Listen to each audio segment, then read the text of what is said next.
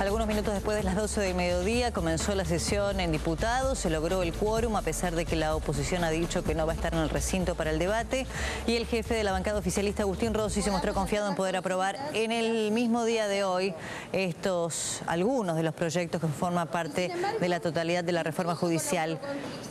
Está hablando Diana Conti, no sé si está Bernardo también. Débora, exactamente, a las 12 y unos pocos minutos más comenzó el debate. Lograron reunir los oficialistas 132 diputados, sentar 132 diputados, 3 más de los 129 necesarios para comenzar con la sesión. Recordemos que hoy se trata la publicación en internet de las declaraciones juradas y los expedientes judiciales y el acceso igualitario al empleo judicial, dos de los puntos fundamentales de esta reforma. Está hablando, como ustedes decían, la diputada Diana Conti. La escuchamos. Convivir en paz. La forma republicana, representativa y federal de gobierno que nuestros constituyentes adoptaron, tomada de los padres del constitucionalismo norteamericano, dieron una constitución en la que no se nombraba la palabra democracia. La palabra democracia es incluida por primera vez en el texto constitucional en el artículo 14 bis, cuando se derogó la Constitución silenciada del 49 que empoderaba al pueblo de mayor soberanía y empoderaba al trabajador, que es el eje vertical que conforma la población de nuestra patria. Fue una concesión demagógica. En el 94, la palabra democracia se comienza a utilizar dentro de la Constitución cuando se habla de los atentados contra el orden constitucional, se provee al pueblo de los derechos a iniciativa popular para presentar proyectos de leyes, se establece la consulta popular, los senadores que eran electos por las legislaturas de sus provincias pasan a ser electivos por el voto popular. La palabra democracia, en su construcción histórica hasta el momento del 94, con el grave aprendizaje que nos dio el genocidio, se instaló en nuestra Carta Magna y se proclamó saldando la vieja deuda viejísima deuda y viejísima discusión entre corporaciones y partidos políticos, a los partidos políticos como sujetos constitucionales monopólicos para la oferta de candidaturas a cargos públicos electorales. El Poder Judicial, de concepción tecnocrática y elitista en sus orígenes constitucionales, poder vitalicio, por supuesto, necesario para la República y para la democracia.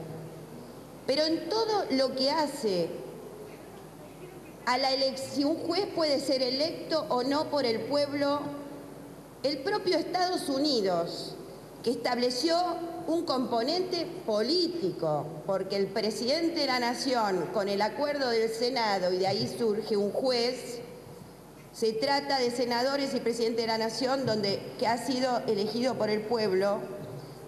Fue una decisión política de Estados Unidos, pero en breve tiempo, salvo la Corte Federal, en el 80% de los estados de Estados Unidos, los jueces son elegidos popularmente, los mandatos son periódicos y si no son elegidos popularmente, para terminado el mandato, son ratificados de alguna manera por el pueblo y si no, no pueden seguir siendo jueces. Y nadie de los que hablan de nuestro antirrepublicanismo se les ocurre decir que por eso los estados de la Unión del Norte no son republicanos.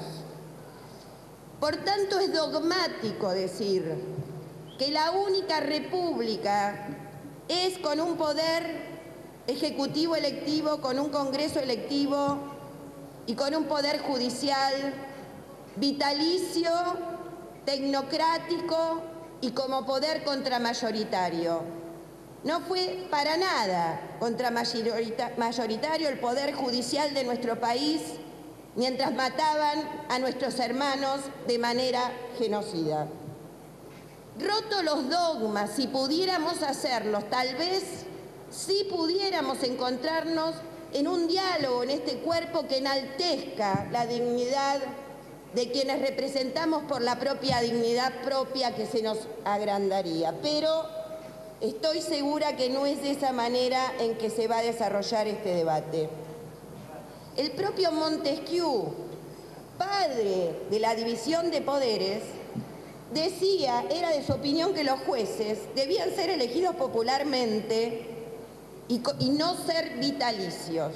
Lo planteaba Montesquieu, quiere decir que plantear esta suerte de debate no puede ser cercenado por dogmas que esconden el verdadero autoritarismo. Nosotros creemos que el Poder Judicial debe ser democratizado, debe ser plural, no debe ser corporativo, no debe conformar una gran familia y debe tener vocación de servicio para resolver los conflictos populares que no se pueden resolver en la convivencia sin apelar a la judicialización. Y creemos que está en deuda con eso y queremos propender medidas tendientes a provocar esa democratización. Estos tres proyectos de ley que hoy estamos analizando y debatiendo deben verse desde esa perspectiva, no como un simple maquillaje, porque si no, no tendrían resistencia, y dentro de un marco de reforma global que está incluido por los otros tres proyectos de ley, por la reforma del Consejo de la Magistratura con elección popular de los consejeros, no estamos hablando de los jueces, con la creación de las cámaras de casación. Vamos a ver qué ocurre con medidas cautelares, las desmadradas, las utilizadas por el establishment para beneficiar a las corporaciones contra el Estado y el pueblo argentino. En la reforma de los códigos civil y comercial para unificarlos y tener uno nuevo y unificado, en un nuevo código penal, en la modificación de los códigos procesales que ojalá que traigan la oralidad para todos los fueros, en la creación de un código contencioso administrativo y en, por favor, que este Congreso saque el digesto.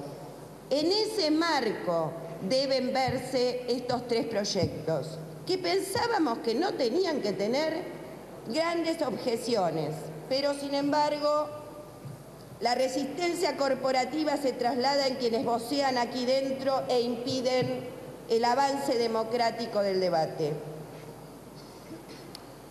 El acceso democrático al Poder Judicial, lo sabemos todos, no es tan exigente como antes. Era impensable al inicio de la democracia que alguien no amigo o pariente de un juez ingresara al Poder Judicial, impensable. El propio doctor Alfonsín propició que se realizaran concursos para los cargos de secretario y la verdad...